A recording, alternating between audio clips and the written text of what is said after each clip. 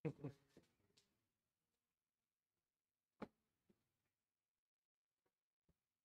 Dirjen mau buka? Kita langsung aja. Woro-woro dulu lah. Selamat pagi teman-teman media. Assalamualaikum warahmatullahi wabarakatuh. Om Swastiastu, salam sehat, salam sejahtera buat kita sekalian. Pertama, terima kasih kehadirannya di press room lah, katakanlah begitu, Kominfo.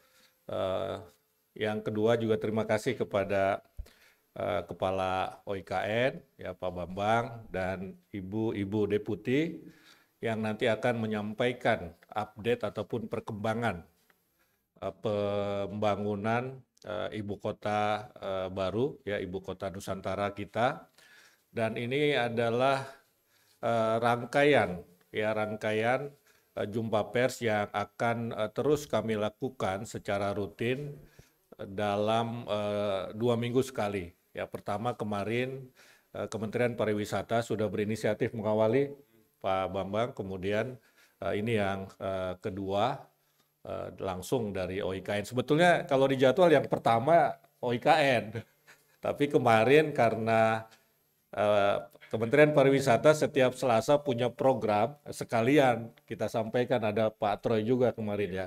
Nah, jadi teman-teman mudah-mudahan teman-teman bisa menyampaikan perkembangan IKN ini kepada masyarakat secara luas.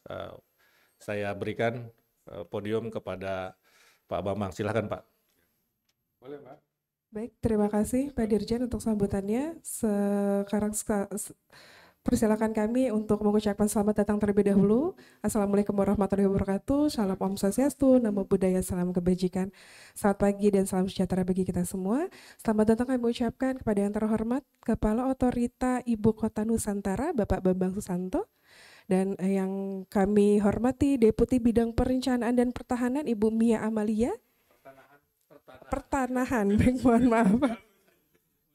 Baik, mohon maaf sekali. Dan selamat datang kami ucapkan Deputi Bidang Lingkungan Hidup dan Sumber Daya Alam, Ibu Mirna Asnawati. Yang kami hormati Bapak Staf Khusus Bidang Komunikasi Publik, Bapak Troy Harod Yohanes Pantau. Yang kami hormati Direktur Jenderal IKP Kementerian Kominfo, Bapak Usman Kansong, dan Direktur IKPM Kementerian Kominfo, Ibu Septriana Tangkari, dan juga rekan-rekan yang telah hadir pada pagi hari ini dalam konferensi pers terkait informasi Ibu Kota Nusantara terkini. Dan tadi sudah disampaikan juga sambutan dari Bapak Usman Kansong, dan sekarang kami persilakan kepada Kepala Otorita Ibu Kota Nusantara, Bapak Bambang Susantono. Kami persilahkan. Sini Pak. Baik. Bismillahirrahmanirrahim. Assalamualaikum warahmatullahi wabarakatuh. Salam, Om Swastiastu, Namo Buddhaya, Rahayu, salam kebajikan, salam sehat untuk kita semua. Yang pertama tuh AC-nya kayaknya dingin banget nih, karena hujan gitu ya. Boleh nggak dikecilin dikit gitu. Karena kita ini masih di lapangan terus nih. Jadi ya kami memang mulai 1 Februari ini sudah lebih banyak di lapangan. Buat teman-teman yang ingin nengok, kami kerja di lapangan, monggo, ini silahkan gitu ya. Dan yang kedua, pagi ini karena hujan segala macam jadi macet kan. Nah, kalau di IKN nanti nggak ada macetnya insya Allah gitu ya. Jadi bayangin kita nggak mengalami hal-hal yang kita alami di kota megapolitan seperti Jakarta ini. Saya ditemani di sini oleh Bu Mia, Deputi Perencanaan dan Pertanahan, soal-soal perencanaan, planning, soal-soal tanah beliau yang nangani, dan kemudian another deputy juga Ibu Mirna Safitri, beliau adalah Deputi Lingkungan Hidup dan Sumber Daya Alam, dan juga juru bicara Pak Troy Pantau. Ya. Baik, saya mulai gini, ada beberapa slides nanti, tapi ingin saya awali dengan bahwa kita semua masih on the track, ya, on progress, dan bahkan untuk beberapa hal kita kalau mengacu kepada undang-undang, peraturan pemerintah, kemudian juga Perpres yang menjadi dasar kami untuk bekerja, kita sebetulnya sudah melebihi target-target yang sudah dicanangkan. Ya, kalau teman-teman ingat bahwa IKN ini dibangun tidak dalam 2, 3, 5 tahun atau bahkan 10 tahun, tapi hingga 2045 ya. Dan IKN ini bukan sesuatu yang berdiri sendiri policy-nya, karena ini merupakan bagian dari transformasi Indonesia menuju Indonesia emas. Presiden selalu menyatakan bahwa inilah salah satu upaya kita untuk menciptakan budaya baru, ya, cara kerja baru, hidup baru, cara belajar baru, yang nantinya akan insya Allah mengantarkan kita kepada Indonesia emas 2045, di mana keinginan kita bersama untuk menjadi bangsa dengan penghasilan yang lebih tinggi. Kalau sekarang kita kan masih menengah ya, kita ingin jadi graduate, jadi yang lebih tinggi. Ya. Nah, kami di Otorita IKN ini bekerja secara teknokratis, kami semua profesional. Ya, ada target-target yang diberikan kepada kami berupaya untuk meraih target tersebut. Dan kalau saya ingin mulai dengan slide pertama, silakan slide pertama. Teman-teman semua, kita ini memang baru berusia 1 tahun lebih 1 bulan kira-kira untuk otoritanya, dan memang harus berlari. Ya, kalau kita lihat resmi beroperasi di 1 Januari 2023. Ya, dari situ sampai hari ini tentu kita akan melakukan berbagai hal untuk mencapai semua target dan juga menata organisasi. Karena kita juga ingin agar organisasi yang kita pakai ini adalah organisasi yang juga mampu menjawab tantangan masa depan. Ya, jadi organisasinya harus smart, harus green, orang-orangnya juga harus jadi para komando semua gitu ya, sehingga mereka bisa bekerja dengan sebaik-baiknya. Ya. Nah, kita lihat di situ bahwa setelah kami beroperasi 1 Januari 2023, tentu yang kita lakukan adalah melakukan konsolidasi dan juga melakukan pengenalan terhadap market, pasar. Ya. Pasarnya gimana sih? Bener nggak sih? Nggak ada yang mau gitu masuk. Dulu kan gitu, pasti nggak ada yang mau tuh masuk gitu. Ya, selalu kita dihadapkan pada pertanyaan seperti itu. Mana ada investor yang mau masuk gitu. Nah, yang kita lakukan dari Januari adalah apa yang kita sebut jajak pasar atau market sounding. Ya, kami bergerak dengan quantitative methods. Ya, tidak kebiah-uyah bilang bahwa oh ya ada, oh ya nggak ada, enggak. Semuanya terukur. Ya, dan itu kita buktikan bahwa dengan jajak pasar atau market sounding, apakah itu nasional atau internasional, kita mendapatkan feedback bahwa ya sebetulnya appetite itu ada. Tinggal bagaimana mereka, para investor ini masuk, dan juga bagaimana kita bisa melakukan alignment. Apa yang mereka inginkan, apa yang kita inginkan, apa target nasional, sampai seberapa jauh, bisakah ini menjadi satu staging atau tidak, itu yang kita lakukan. Ya. Jadi mitra kita di Kadin misalnya, Kadin membentuk satu task force khusus untuk IKN. Itu mitra kami, jadi kita mengadakan jajak pasar dengan para pelaku pasar itu, baik di dalam maupun di luar negeri dengan mitra kami di Kadin, ataupun mitra kami di beberapa tempat di luar negeri. Biasanya dengan kedutaan-kedutaan besar. Ya, di kedutaan besar itu bahkan setelah jajak pasar ini cukup banyak, dan kami sebetulnya senang sekali melihat mereka datang, karena saya selalu bilang bahwa seeing is believing. Anda lihat di lapangan, Anda lihat planning kita, karena pada tahap ini teman-teman semua, kalau Anda juga mau beli real estate kan biasanya ngelihat rencananya gimana sih, gambarnya gimana sih, kadang-kadang beli gambar doang gitu kan. Nah itu yang kita lakukan juga. Ya, artinya kita ingin membuat satu rencana yang semua orang bisa melihat, internasional juga melihat bahwa ini merupakan bagian dari satu perencanaan yang sound ke depan. Ya, rencana ini juga di-endorse oleh berbagai organisasi internasional. Jangan sampai justru mereka yang di internasional itu melihat, ece-ece nih, gitu ya, planningnya ya, perencanaannya gitu ya, nggak masuk akal nih, gitu. Kita sebaliknya. Jadi memang kita ada kebutuhan untuk melakukan international confidence istilahnya. Jadi masyarakat internasional harus yakin dulu gitu sebelum investornya nanti masuk kan gitu. Sehingga kalau kita lihat di sini ada berbagai macam kerjasama dengan berbagai mitra pembangunan. Nanti saya sampaikan mana saja yang kita buat sehingga international confidence itu yang kami rasakan sekarang sangat membantu kita untuk meyakinkan para calon investor dalam dan luar negeri yang sedang berproses. Ya. Nah, dari berbagai macam kegiatan ini, rekan-rekan semua, kita mulai nih mesinnya. Ada 3 mesin sebetulnya untuk membangun IKN Nusantara ini. Mesin pertama tentu APBN, Anggaran Pendapatan Belanja Negara. Kenapa? Ya orang bilang, lo kalau mau membangun, lo taruh dulu dong duit lo gitu. Gampangnya gitu ya. Jadi kalau mau bangun, kasih lihat bahwa kita memang we do mean business, katanya begitu. Jadi APBN, Kementerian di PUPR itu memang membantu membangun istana misalnya, fasilitas-fasilitas infrastruktur, fasilitas publik dan lain sebagainya dalam rangka juga memperlihatkan bahwa ya negara ini serius bangun satu ibu kota baru yang merupakan visi kita bersama. Ya, itu satu mesin ya. Nah mesin itu sudah bergerak bahkan sebelum kami ditugasi di IKN Nusantara ya. Dan alhamdulillah nanti kita lihat progresnya seperti apa. Nah yang kedua, mesin kedua adalah local investor atau domestic investor. Ya, investor domestik ini penting karena mereka yang tahu, lebih banyak tahu bagaimana kondisi di lapangan, bagaimana mengatasi misalnya risiko-risiko yang ada, gitu. Dibanding misalnya rekan-rekan dari asing ya. Kalau asing kan mereka melihatnya agak jauh dan biasanya mereka meng-hire atau kerjasama dengan lokal investor untuk mengetahui lebih banyak bagaimana mereka memitigasi risiko misalnya gitu ya, ataupun melakukan langkah-langkah agar optimalisasi dari profitnya akan lebih besar lagi.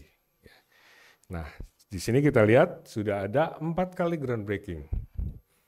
Ya, artinya apa? Artinya teman-teman yang dari investor lokal itu yakin bahwa ini adalah satu rencana yang baik, bahwa ini adalah juga sesuatu yang memang dari sisi profit menguntungkan. Ya, kalau mereka nggak yakin ada profitnya kan mereka nggak masuk. Namanya nanti jadi yayasan atau charity. Ya, kita lihat sudah ada 4 kali groundbreaking dan insya Allah dalam 1-2 bulan ke depan kita akan lakukan lagi. Tentu as needed sekarang ya, nanti kayak saya sampaikan. Tapi yang ingin saya sampaikan di sini adalah bahwa bola itu sudah mulai menggelinding, bola salju itu. Ya, terus nanti kita lihat siapa saja yang akan maju duluan, siapa yang enggak, gitu kan. Sebetulnya ini masalah strategi bisnis dari masing-masing entitas. Dan itu kami berupaya untuk menjembatani, memberikan beberapa fasilitasi sehingga mereka dalam koridor kita ya, dalam koridor aturan-aturan kita tetap bisa berpartisipasi. Lanjut, slide selanjutnya.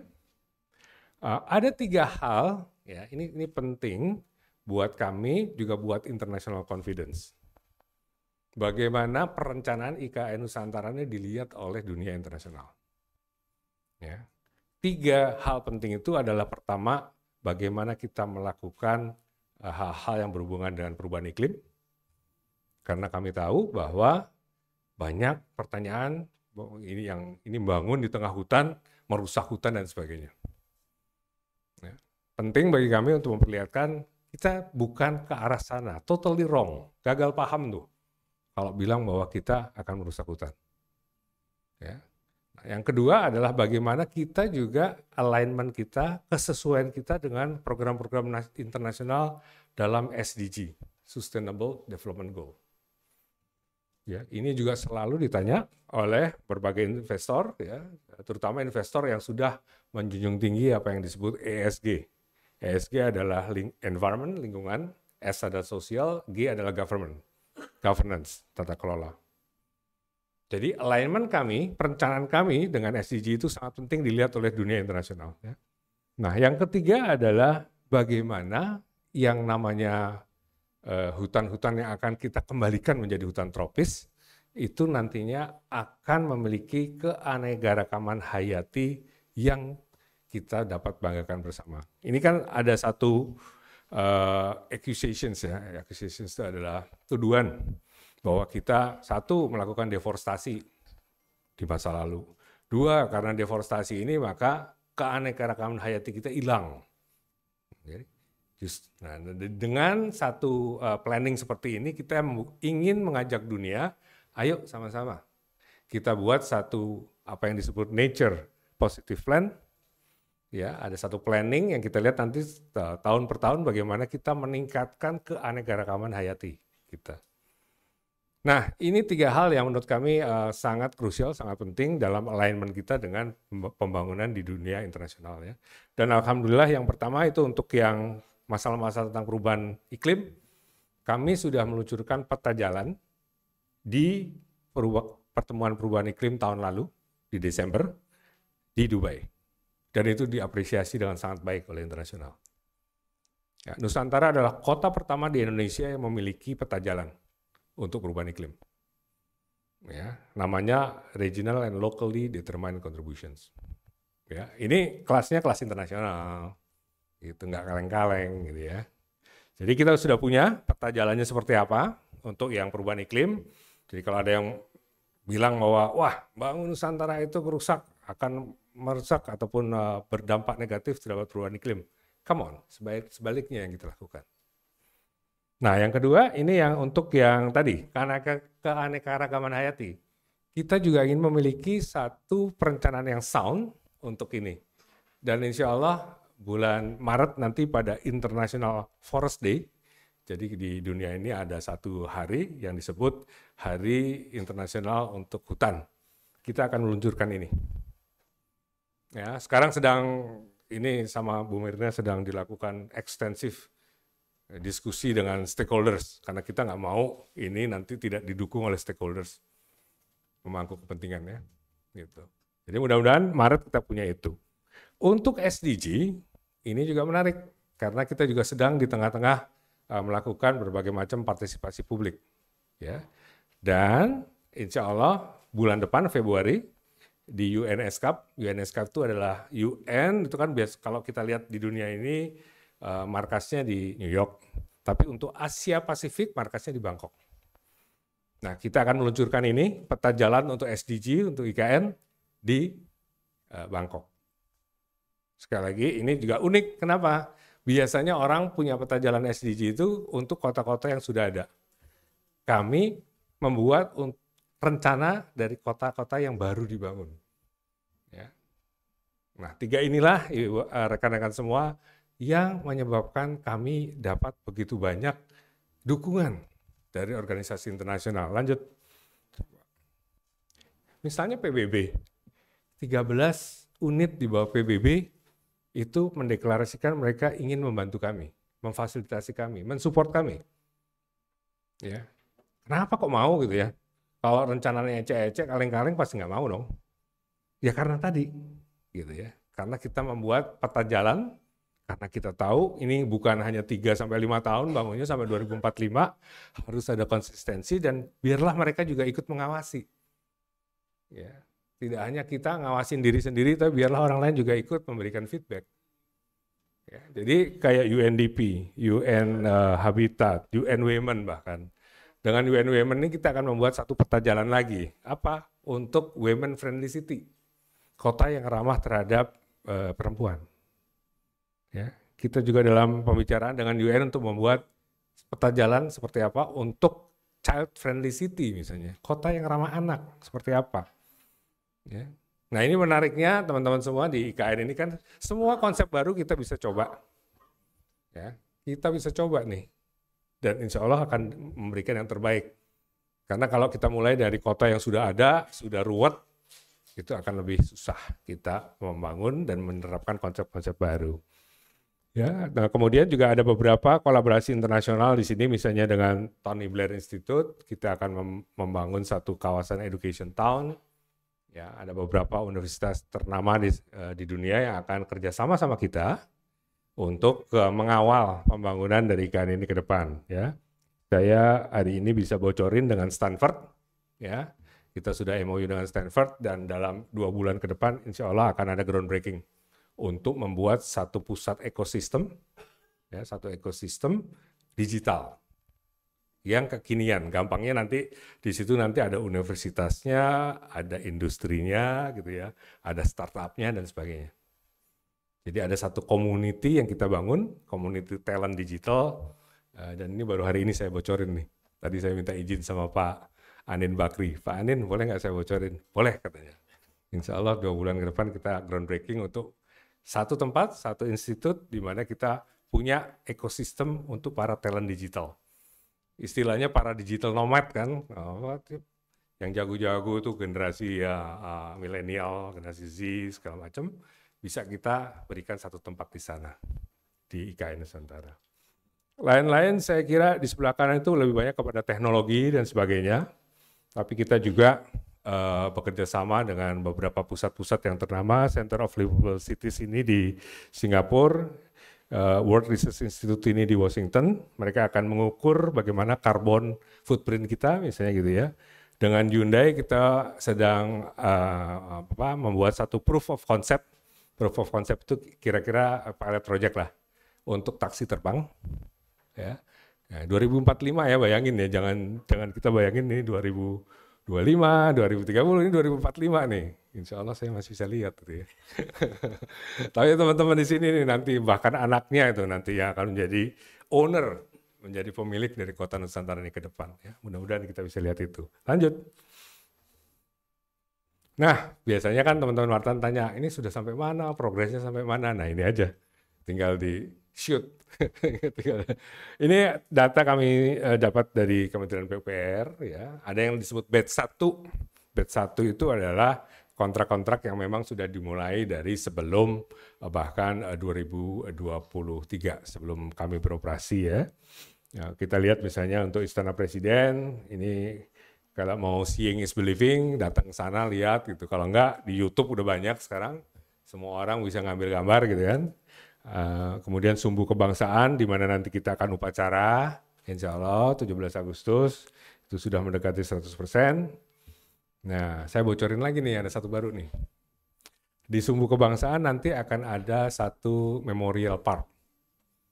Memorial Park itu tempat di mana kita melakukan misalnya penghargaan kita kepada para pendiri Republik, pada para pahlawan dan sebagainya. Biasanya kan kalau di Jakarta, kalau ada kunjungan tamu negara, akan membawa bunganya terus ditaruh biasanya di mana?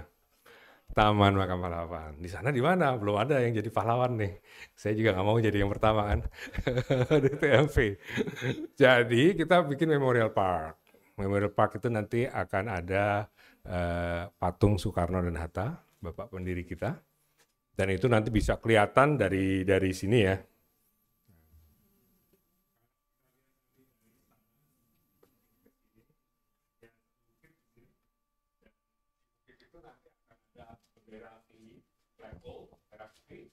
Kiri kanannya itu simetris, kita akan lihat adanya patung Soekarno.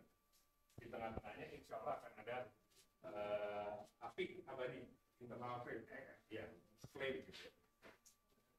Istilahnya satu api abadi yang akan mengawal semangat Indonesia ke depannya, terutama kalau kita ingin membangun Indonesia emas di 2045.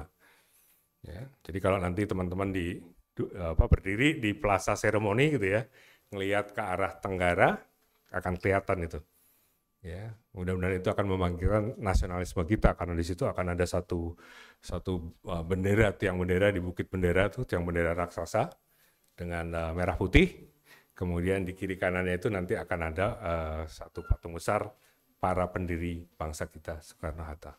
Ya, ini sedang dimatangkan, terutama desainnya, dengan arahan dari kurator desain kita, Pak Ridwan Kamil. Itu ya. Ini baru juga nih, baru hari ini saya bocorin nih. Lain-lain apa ya? Air. Nah, orang selalu tanya, airnya dari mana Pak? Padahal kita kan pengen airnya bisa diminum, gitu ya. Ngomong-ngomong, hidup di sana asik loh. Air bisa diminum, polusinya rendah banget, nggak ada, gitu ya. Kemana-mana bisa jalan kaki. Kemudian internetnya kenceng gitu ya, tempat-tempat hangout ada, itu yang pengen kita ciptakan sebetulnya. Karena tugas kami di sini hanya mengantar. Ya, saya bilang teman-teman saya ini bahwa mungkin 2045 kita nggak lihat gitu ya. Tapi tugas kami untuk mengantar generasi masa depan Indonesia ini memiliki kota yang bisa dibanggakan. Bukan hanya dibanggakan secara nasional tapi juga internasional. Makanya tadi saya cerita awalnya kan perencanaan kita gimana? Apa yang dilihat dunia internasional atas perencanaan kita? Mereka convince nggak, yakin nggak ini bagus? Ya, Tadi saya sudah sampaikan ya. Jadi kalau yang bendungan ini memang sudah 100%, bahkan pada waktu groundbreaking yang lalu itu sudah hampir mendekati titik di mana ketinggian itu ideal. Kan kalau namanya bendungan kan diisi airnya ya. Namanya impounding di situ. Ya, ini penting buat kita semua karena ini akan menjadi sumber salah satu yang air minum kita ke depannya yang bisa diminum. Jadi nggak ada yang plastik-plastik lagi nanti bawa sana ya. Gitu. Di taman bisa buka tap langsung minum. Pengennya begitu. Ya, oke, lanjut. Nah, ini rangkuman. Kalau ada yang tanya, wah nggak ada investor yang mau masuk, ngapain sih investor masuk? Gitu. Udah ada 4 kali groundbreaking gitu. Ya. Dan nilainya di sebelah kanan. Itu kalau kita total investasi publik dan swasta. Kenapa saya sebut publik?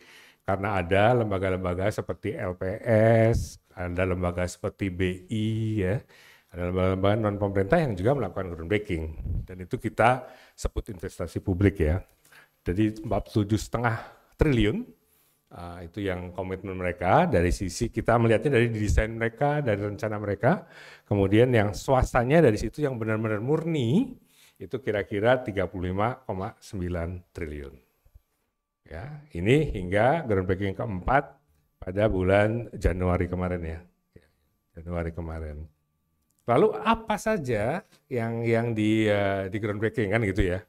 Karena dari sisi kami sebagai pengelola kota, kami ingin agar kota ini punya ekosistem yang lengkap. Jadi nggak cuma fasilitas publik saja, kantor pemerintah saja, tapi ya adalah tempat untuk UMKM, ada tempat-tempat untuk hangout, ada tempat untuk stand up comedian misalnya gitu ya. Ada tempat untuk olahraga. Itu yang kita ingin ciptakan sehingga kota ini, kampanye kita kan kota ini tidak hanya layak huni, tapi juga dicintai.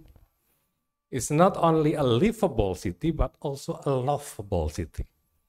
Ya, jadi makanya kalau kita ini pose-pose, teman-teman saya di otorita kalau ada kedatang tamu, foto-foto yuk, foto sama, selalu lambangnya love.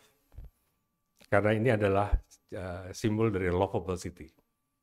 Dan kita juga nggak ecek-ecek ngomong oh lovable, enggak, kita punya studi internasional. Ya, kebetulan kami dibantu oleh Asian Development Bank untuk membuat studi bagaimana kita menjadi kota yang dicintai, lovable city. Ya, kemarin saya tanda tangan MOU sama Finland. Ya, kira-kira kenapa ya Finland? Gitu. Kenapa kita mau kerja sama Finland? Finland is the happiest country on earth. Ya, negara yang paling happy di dunia berdasarkan beberapa indeks ya. Nah, kita belajar dari mereka gimana supaya penduduknya nanti happy. Cara ngukurnya gimana surveinya? Ya, ngukur surveinya gimana? Karena kita ingin agar itu semuanya secara kuantitatif bisa dibuktikan. Nah, kemudian bagaimana kita mencapai stage atau mencapai kondisi seperti itu ke depannya. Jadi itu yang kita lakukan kemarin dengan Finland. Salah satunya, bagaimana IKN ini ke depan punya langkah-langkah untuk menjadi lovable city, kota yang dicintai. Dan itu semua ada metodenya, ada kajiannya, dan kita mengikuti apa-apa yang kita lihat ada di dalam metodologi, teori, dan di lapangan. Ya. Saya ingin menyampaikan sekali lagi bahwa semua hal yang kita lakukan itu semua harus terukur. Enggak cuma keinginan seseorang gitu ya, atau sekelompok orang, enggak. Kita ingin semuanya benar-benar punya planning. Karena itulah yang dilihat oleh semua pihak. Ya. Lanjut. Nah ini rekan-rekan semua kalau nanya berapa hotel, berapa rumah sakit, berapa pendidikan, energi, transportasi dan sebagainya. Ya, kalau kita lihat misalnya hotel, ini kita sudah ada 6 hotel, termasuk 1 yang kemarin di groundbreaking. Terus kalau teman-teman tanya ke saya, cukup nggak? Enggak. Kita masih kepengen, nah melalui kesempatan ini juga, kalau yang mau pada invest di hotel-hotel, terutama bintang 3 ke bawah ya, kita lagi butuh nih. Gitu. Silakan mengajukan proposals untuk membangun hotel-hotel yang mungkin stratanya, karena ini semua hotel bintang 5 dan 4, gitu ya, butik hotel dan sebagainya. Nah, mudah-mudahan nanti kita punya hotel-hotel bintang 3 yang melengkapi ekosistem. Kan banyak sekarang anak-anak muda juga cuman narok tas aja di situ ya. Kemudian hari-harinya mereka nanti jungle trekking atau lagi kemana ke ekoturism dan sebagainya, nah itu bisa kita lakukan. Hunian ini adalah apartemen-apartemen, ada 5 sekarang yang sudah groundbreaking. Ya, ini di luar hunian yang dilakukan oleh Kementerian PUPR dan juga yang melalui mekanisme KPBU atau PPP. Ya. Ada yang tentang logistik, ini penting logistik karena semuanya tentu bergantung kepada bagaimana barang itu nanti akan dideliver ya. Perkantoran juga ada. Nah, pendidikan ini seolah-olah cuma 2, padahal nggak cuma ini, teman-teman semua. Ya, di belakang ini ada beberapa yang sedang kita diskusikan, tapi ini hanya memperlihatkan bahwa ada satu investor yang sifatnya internasional karena JIS di situ ya. Tapi kalau di sana ngerubah namanya, bukan JIS. NIS, Nusantara Intercultural School ya. Kemudian juga Astra ini melakukan revitalisasi sebuah SD negeri, SD 20 Sepaku, yang tadinya SD biasa, seperti yang teman-teman biasa lihat, menjadi SD yang green and smart. Ya, kalau lihat desainnya senang deh. Mudah-mudahan nanti kita bulan Juni, Juli udah bisa ngelihat nih. Nah, jadi energinya dari panel surya, prinsip air hujan yang jatuh di situ tidak boleh terbuang sehingga harus di recycle ya. Nah, kemudian juga nanti sampahnya juga kita lakukan 3R, reduce, reuse, recycle ya. Jadi mereka dari sejak awal kita masukkan prinsip-prinsip bagaimana green dan smart ini akan berlaku di IKN Nusantara. Nah, pertanyaan lebih lanjut adalah di luar ini ada lagi nggak? Ada 15 lagi yang kita sedang garap sekarang. Nanti pada waktunya tentu akan kita share. Ada yang SMK, ya kita ingin agar kita punya SMK yang kekinian, yang punya kemampuan untuk digital kreatif, yang punya kemampuan untuk fashion, yang kita punya kemampuan untuk misalnya food and culinary, ya di SMK itu. Kemudian nanti juga ada beberapa SMP dan SD yang lain yang juga kita akan transformasikan. Intinya adalah fasilitas ini harus tersedia buat yang pindah. Kita nggak mau yang pindah nanti repot nyari sekolah buat anak-anaknya. Gitu ya. Kesehatan ada 3 rumah sakit, sebetulnya 4, karena ini hanya yang swasta, Hermina, Mayapada, Abdi Waluyo, plus 1 rumah sakit kesehatan dari Kementerian Kesehatan yang juga sudah di groundbreaking. Ya, itu akan jadi teaching hospital. Untuk energi transportasi ada penyedia transport yang akan benar-benar fully masuk dengan EV ya, electric vehicles. Jangan lupa bahwa yang kendaraan yang tidak pakai EV, tidak green, mohon maaf, tidak green tidak boleh masuk di kawasan inti pusat pemerintahan. Ya, nanti akan kita sediakan tempat untuk park and ride, parkir dan kemudian nanti mereka silahkan naik bis listrik ke dalam. Gitu. Ya, kalau di dalam sih menurut saya sih harusnya enjoy ya. Siapapun yang hidup di dalam itu kota 10 menit karena prinsipnya kota 10 menit. Jadi kemana-mana nanti harusnya bisa mencapai satu transit point dalam 10 menit. Ya. Oke, area hijau, nah ini juga penting nih, di tempatnya Bu Mirna. Jadi teman-teman semua, saya bisa share bahwa gerakan untuk membuat kota hutan yang berkelanjutan ini sudah dimulai dan itu tidak hanya dari pemerintah. Ya, kemarin kita misalnya dengan benihbaik.com, dengan jejak.in, dengan kata data, itu bikin gerakan untuk apa yang disebut green pesantren. Kebetulan ada satu pesantren yang menyediakan diri, Pak silakan kita di sini ditanam aja nih, kita punya lahan, kita ingin membuat satu kawasan hutan kecil, tanam aja atau tempat buah-buahan gitu. Nah begitu teman-teman dari organisasi ini tadi yang 3 itu lihat ke sana, ini sih jangan cuma nanam, kita transformasi aja pesantrennya. Supaya pesantrennya bisa menjadi agent of development, agent of change. Jadi mereka nggak cuma nanam, tapi juga melakukan satu penataan, bahkan nantinya misalnya tanaman yang di situ bisa dihitung berapa carbon footprint yang di-save. Nanti untuk carbon trading misalnya. Ya. Ini contoh bagaimana masyarakat itu juga sudah mulai nanam, banyak sekali yang meminta kepada kami, saya mau mengunjungin sana tapi disediain tempat dong untuk nanam. Gitu, buat anak cucu saya nanti di sana. Nah, kayak gitu-gitu itu kita sedang wadahi. Nanti kalau mau ini cerita lebih lanjut ke Bu Mirna tuh. Dan itu kami mengharapkan dilakukan secara masif. Ya, karena dari 252.000 hektar luas dari IKN, ya, itu yang jadi bangunan atau yang dibangun hanya 25%. Ya, 65% nanti akan menjadi area hutan kembali. Ya, kalau dulu kita selalu dibilang, wah Indonesia ini selalu melakukan deforestasi.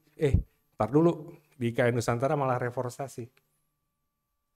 Kamusnya bukan deforestasi di kita, reforestasi, penghutanan kembali. Dan itu tadi yang gerakan-gerakan hijau ini sudah mulai nih. Saya sangat mengapresiasi, saya sangat senang teman-teman dari berbagai macam komunitas. Mau emak-emak lah, alumni SD lah, alumni SMP lah, alumni SMA lah. Inilah arisan itu, nanyanya gitu, Pak boleh nggak kami ikut serta di dalam gerakan kami untuk membuat sabuk hijau misalnya. Di IKN Nusantara. Ini saya udah lewat waktunya. Masih. Kasihkan cerita. Oke, lanjut apa lagi nih? Nah, teman-teman semua, ini kalau kita lihat gambar ini ya.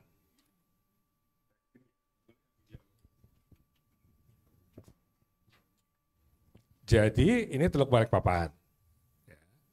Di sini ini adalah yang disebut kawasan inti pusat pemerintahan, KIPP ya. Nah di KIPP ini kita bagi ada 3 sub bagian, gampangnya begitu. Yang sekarang sedang memang benar-benar dibangun secara masif adalah tempat di mana istana berada, kemudian kantor-kantor Menko, kementerian dan sebagainya, dan fasilitas-fasilitas lainnya. Jadi di kira-kira ini 375 hektar kalau saya nggak salah. Ya. Nah yang biru ini, kenapa saya perdayakan di sini adalah pembangunan fasilitas publik oleh Kementerian PUPR. Ya, jadi yang biru-biru ini misalnya ini istana, ini tadi ada plaza Sumbu Kebangsaan di sini, gitu ya. Ini semua oleh Kementerian PUPR. Di sini ada tempat hunian misalnya, kemudian dan sebagainya ya.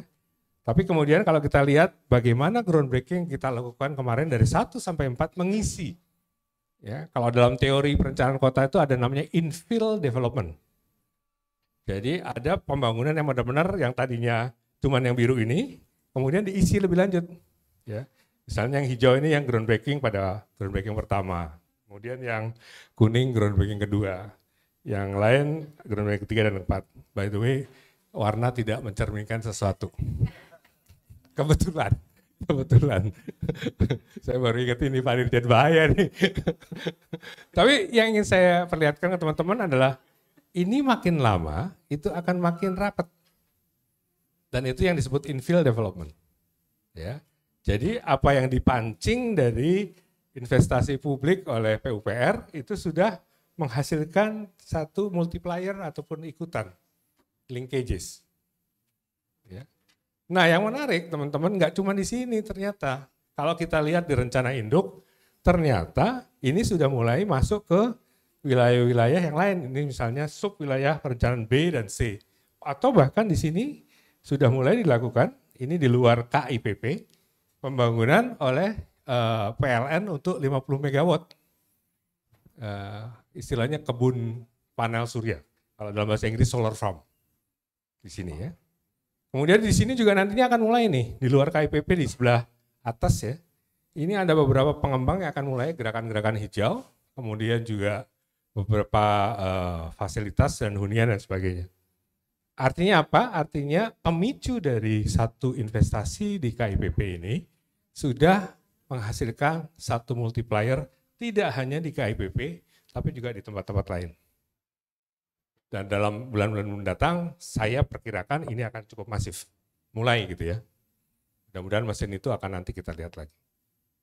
Nah ini tujuannya itu, kenapa saya kasih warna-warna dan sebagainya, untuk memperlihatkan teman-teman bahwa memang terjadi satu infill development. Oke, ini kayaknya terakhir ya. Apa lagi? Udah, jadi teman-teman semua itu yang kita lihat di lapangan sekarang, seeing is believing, nggak percaya datang sendiri. Gitu ya. Nanti kita guide lah. Di sana juga ada apa yang disebut rumah teknologi ya. Rumah teknologi itu ada beberapa teknologi yang kita akan lakukan proof of concept. Misalnya smart pole ya, smart pole itu adalah tiang, kalau tiang lampu itu tidak hanya berfungsi sebagai tiang lampu, tapi juga berfungsi sebagai alat untuk melakukan intelligent transport system. Jadi nanti dia bisa berkomunikasi dengan kendaraan yang masuk, dia bisa memberikan informasi, dan sebagainya. Itu contohnya aja. Ya. Ataupun nanti kita akan punya satu moda transportasi yang tanpa awak. Bentuknya seperti apa tentu kita akan lakukan proof of concept dulu. Ya, atau yang lain-lain lah, yang misalnya bagaimana kita memonitor kota dengan drone. Ya, monitor kota nanti mungkin nggak seperti yang sekarang, ada petugasnya datang kemana-mana, enggak. Nanti semuanya pakai CCTV, pakai drone, dianalisa oleh artificial intelligence. Kalau ada sesuatu yang harus dilakukan tindakan, ya tentu akan ada petugas, atau mungkin juga yang datang nanti juga drone kali ya. Tiba-tiba Anda ngelanggar lalu lintas gitu kan, nggak pakai helm. Yang ngejar bukan orang, yang ngejar drone. Enggak, saya fantasi aja ini di 2045. Tapi mungkin aja terjadi ya, why not? Gitu. Oke, saya tutup di sini. Terima kasih. Masih ada tanya jawab ya? Oke, mau tanya silakan, tapi jangan susah-susah. Yang susah nanti dijawab oleh Bu Mirna sama Bu Mia. Pak Jaka, ayo sini. Ini Sekretaris Otorita. Baik, kami ucapkan selamat Pak datang Jaka. kepada Sekretaris Otorita Ibu Kota Nusantara, Bapak Ahmad Jaka Santos Adiwijaya. Baik, terima kasih kepada Bapak Bambang. Dan sekarang kami persilakan untuk rekan-rekan yang ingin bertanya, mohon disebutkan nama dan asal medianya, dan mohon dapat mengajukan pertanyaan sesuai dengan materi yang telah disampaikan. Assalamualaikum warahmatullahi wabarakatuh. Selamat pagi Pak Bambang, Pak Usman Kansong, Pak Jaka, Bu Mia, Bu Mirna, Pak Troy juga. Saya Aji Cakti dari kantor berita Antara. Saya punya beberapa pertanyaan buat Pak Bambang. Yang pertama, tadi sempat disinggung mengenai tujuan IKN menjadi lovable and livable cities. Bagaimana langkah atau strategi yang akan dicapai oleh IKN untuk mencapai tujuan tersebut. Itu yang pertama, Pak. Yang kedua, terkait visi Smart for City atau kota cerdas IKN. Bagaimana juga nanti mencapai untuk mewujudkan itu, bagaimana, apakah nanti dengan kehadiran Stanford dalam beberapa bulan ke depan juga ikut membantu talenta-talentanya untuk mewujudkan IKN sebagai kota cerdas. Dan yang terakhir adalah tinggal beberapa bulan lagi menuju HUT RI 2024, bagaimana kesiapannya di sana dan persiapannya di mana, dan apakah itu di lapangan Istana Presiden atau di Sumbu Kebangsaan. Terima kasih. Monggo, Bapak. Yang nanya satu, pertanyaan tiga gitu ya. Boleh saya minum dulu ya. Bentar.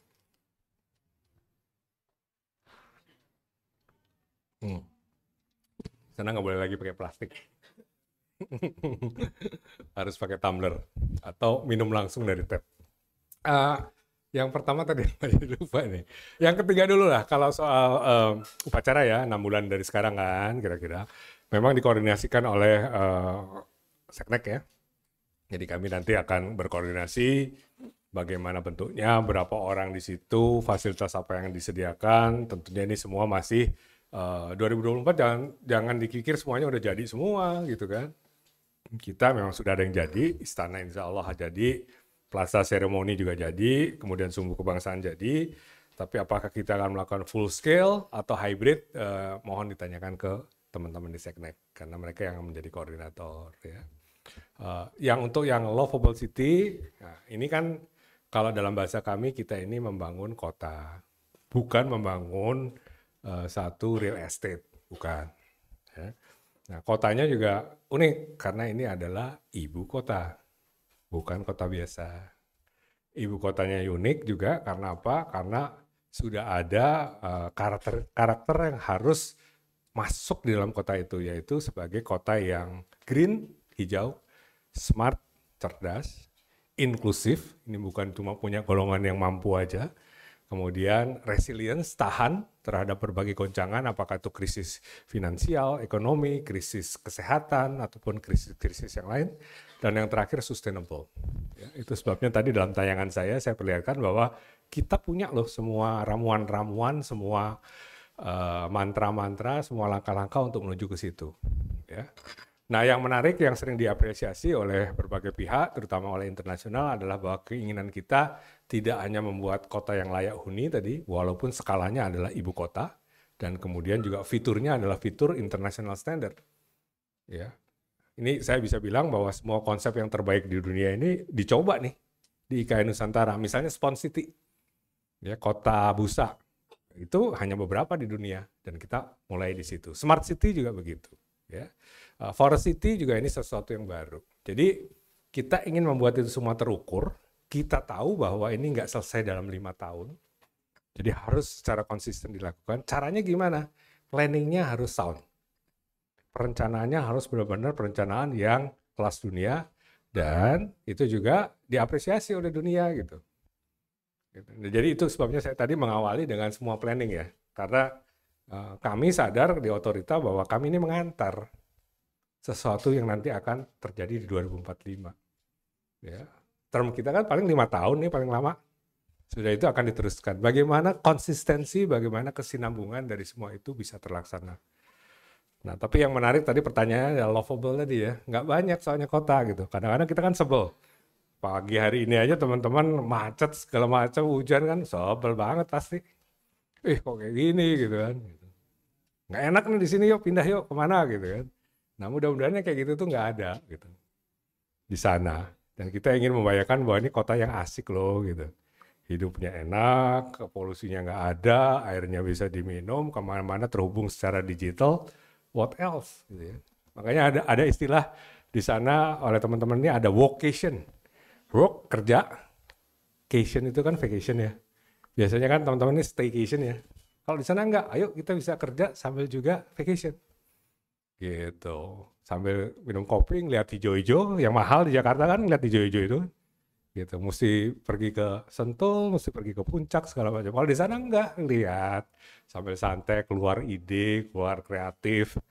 Nah, itu yang kita inginkan. Jadi satu talenta yang benar-benar akan mengantar Indonesia ini menuju Indonesia emas 2045. Jawab ya, mudah-mudahan ya. Satu lagi apa tadi? Udah ya semuanya. Untuk yang smart ya, iya memang benar kita bekerja dengan berbagai penyedia internasional teknologi yang untuk smart cities, ya bahkan robotik misalnya gitu ya. Kalau teman-teman nanti mengunjungi rumah tekno di sana di IKN, di sana ada beberapa robot yang lalu lalang gitu. Apakah kita akan pakai itu ke depan? Kita belum memutuskan ya. Tapi bahwa robot itu sebagai alat bantu itu keniscayaan menurut saya ke depannya ya. Apakah robot itu dalam bentuk robot yang lalu lalang ataupun robotnya itu embedded dalam teknologi, itu dua hal yang mungkin bisa dipertimbangkan ke depannya gitu. Itu contoh-contoh aja, jadi nggak ada orang nyapu nanti nyapunya pakai robot gitu kan. Tapi robotnya nggak perlu bentuknya orang. Kadang-kadang yang seperti yang sapu gitu kan, sekarang banyak tuh mulai seperti itu. Nah, itu jadi kita akan menuju ke smart living di sana ya, smart living, dan itu adalah yang disebut Bapak Presiden cara kerja baru, new working style, cara belajar baru, new learning style, dan lifestyle baru, transformasi budaya. Yang membuat kita nanti teman-teman ini, kalau nggak teman-teman, anaknya teman-teman ini menjadi generasi-generasi yang akan membawa Indonesia menuju satu Indonesia emas ke depan. Gitu kira-kira. Oke. Ada lagi? Terima kasih, izin saya Widya dari Kumparan. Bapak, saya ingin bertanya mengenai groundbreaking 5. Kabarnya kan dalam waktu dekat ya Pak. Nah itu pembangunannya kalau boleh di-spill apa aja sih Pak? Kalau di dokumen kan perbankan ya Pak. Nah itu apa aja dan kalau boleh di-spill juga investasinya berapa? Terus mungkin boleh dielaborasi Pak tadi soal Finlandia sama Stanford kan menarik sekali ya Pak. Untuk mendatangkan di bidang pendidikan mereka sangat menarik. Dan terakhir Pak soal perpindahan ASN, sekarang kan sudah masuk fasenya ya Pak. Itu mereka sudah dikasih tahu belum sih Pak skemanya seperti apa dan kuotanya itu yang ditampung di sana berapa? Terus katanya juga mau diperketat buat perpindahan ke sana. Seperti itu. Terima kasih Pak. Saya mulai yang terakhir dulu. Perpindahan itu memang dikoordinasikan oleh Kemenpan RB ya. Dan mereka sudah punya list. Tentunya mereka berdiskusi, kemudian juga menentukan nama-nama siapa yang akan pindah itu dengan kementerian masing-masing, ya KL-nya masing-masing. Nah, terus berapa proporsinya itu juga masing-masing, karena kebutuhan dari setiap organisasi KL itu masing-masing berbeda. Ya, ada yang mungkin perlu orang banyak di awal, ada yang enggak gitu ya. Tapi tentu ada proporsinya, misalnya siapa ini yang pertama, yang jomblo, misalnya gitu ya.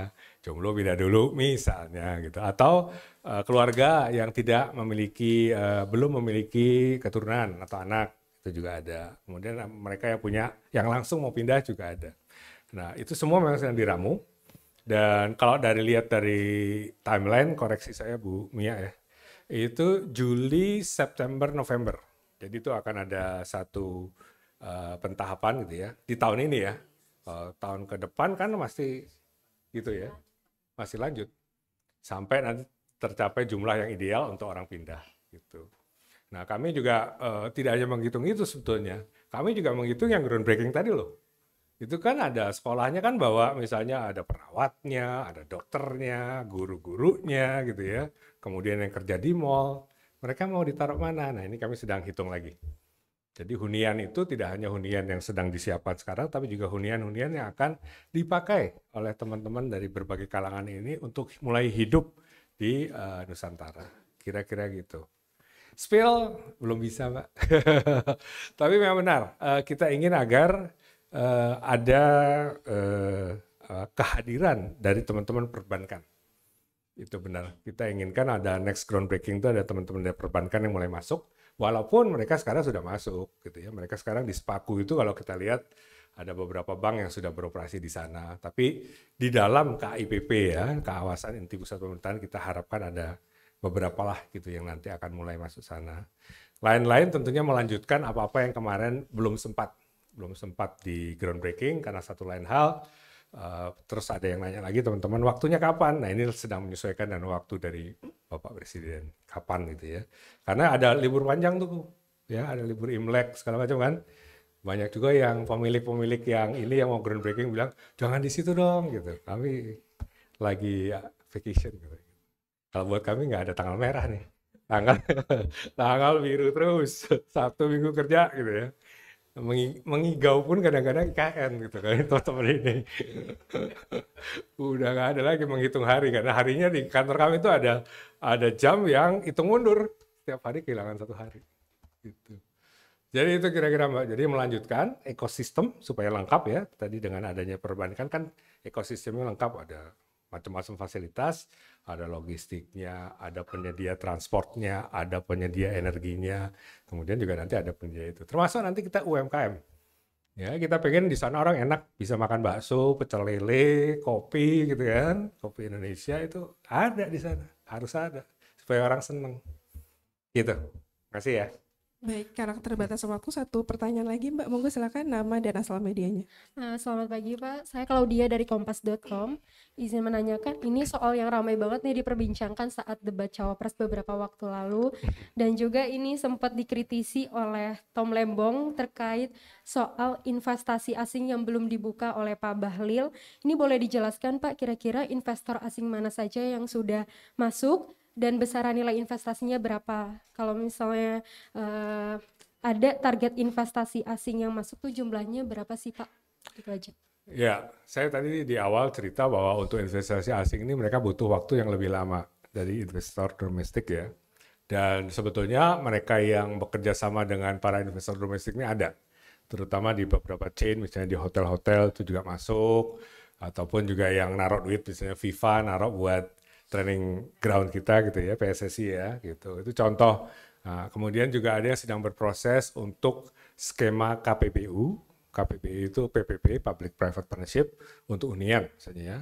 Setahu saya ada 3 yang serius banget. Karena buat kami di sini kita cari deal yang paling menguntungkan negara. Kita nggak mau fire sale, ngapain? Gitu ya. Fire sale tuh yaudah semuanya dikasih gitu ya. Mereka minta return tinggi kita kasih, enggak dong. Gitu. Kita harus kewajarannya ada. Bagaimana benchmark kita sama internasional misalnya gitu. Jadi kalau yang KPBU tadi, kalau saya nggak salah ada 3, jadi Malaysia, kemudian China, satu lagi Korea kalau nggak salah, Korea, ya itu. Nah di belakang ini ada nggak? Ya kalau kita lihat dari letter of intent, itu kan kita terima 350-an nih sekarang. Memang dari 350 itu ada yang jualan teknologi, ada yang mau jadi supplier gitu ya. Itu kan kita pilah-pilah di tempat kami, di Deputi Investasi, di tempat Pak Agung itu dipilah-pilah. Nah, terus dari situ nanti biasanya akan ada yang benar-benar serius, kita masuk ke tahapan yang disebut non-disclosure agreement. Kita buka semua planning kita, ini loh, ada tempat di sini, coveringnya sebelah sini, kondisinya seperti ini term kita gitu ya, kita kasih ke mereka. Nah, itu cukup banyak sekarang. Saya kira mendekati 50 yang sudah masuk ke tahapan itu. Bahwa mereka belum sampai ke groundbreaking, ya kita tunggu aja. Gitu. Tapi buat saya sih, saya senang ekosistemnya udah terbentuk kok tadi. Coba tadi dilihat mapnya ya, petanya tadi. Yang penting buat kita, penting buat kami adalah menunjukkan kepada dunia bahwa ini terjadi. Ekosistem ini terjadi dan lengkap, nggak cuma kantor pemerintah aja. IKN Nusantara ini bukan kantor pemerintah loh, bukan kota pemerintah. Kita pengen menjadi kota yang asik, makanya ada konsep Lovable City. Tadi saya lupa jawab tentang yang Finland sama Stanford tadi. Itu contoh bagaimana beberapa teman-teman dari asing, dari yang bagus-bagus, nggak cuma 3 ini sebetulnya. Jadi dari selain Stanford ya, universitas yang akan jadi mitra kita, dari Finlandia itu University of Turku kalau nggak salah, kita dalam proses dengan Universitas Helsinki. Dari Belanda itu ada 3, Delft, kemudian Leiden terkenal ya, Indonesia banyak sejarah di Leiden. Satu lagi Erasmus ya, kalau nggak salah ya, Erasmus. Kita dalam pembicaraan dengan Inggris ada King's College sama UCL, University of College London. Ya, terus kemudian ada beberapa dari alma maternya Pak Anies Baswedan, itu ada Northern Illinois University. Mereka sudah menyatakan ingin juga masuk dan ingin membuat satu tempat riset tempat kita.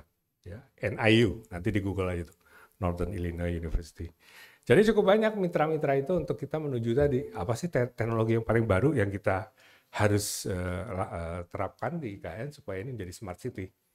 Tapi kita, nah ini paling penting juga nih, saya selalu menyatakan bahwa teknologi yang paling bagus adalah teknologi yang appropriate technology, bukan high tech, bukan advanced technology. Apa bedanya dua ini? Kalau appropriate itu dia sesuai dengan kondisi sosial kita, kondisi institusi kita, kondisi ekonomi kita, sosial budaya kita seperti apa. Jadi ada adjustment selalu gitu dengan kondisi kita sebagai bangsa Indonesia yang punya jati diri, yang punya marwah, yang punya ciri-ciri sendiri gitu. Ya, jadi ini mudah-mudahan nanti sekali lagi terima kasih ini saya menutup ini semua Pak Dirjen, terima kasih teman-teman, terima kasih. Izinkan kami bekerja secara profesional ya, satu message ini. Kemudian juga izinkan kami juga mengantar ya, kota ini menjadi kota yang nantinya akan dihuni oleh para penerus generasi muda Indonesia ke depannya menuju Indonesia emas di tahun 2045. Terima kasih. Billahi taufiq wal hidayah. Assalamualaikum warahmatullahi wabarakatuh. Sehat semua. Terima kasih. Baik, terima kasih. Dan Bapak Ibu, sebelum kami menutup, kami akan melakukan sesi foto bersama.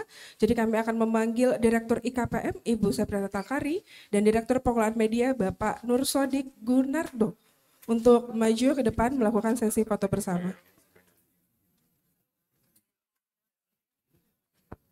Baik, silakan dimulai untuk fotografer. Silakan mengambil gambarnya.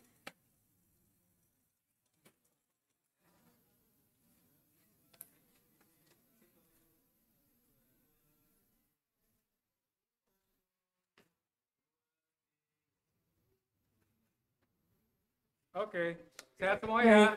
Terima kasih Bapak Kepala Otorita Ibu Kota Nusantara dan jajaran pejabatnya dan juga Direktur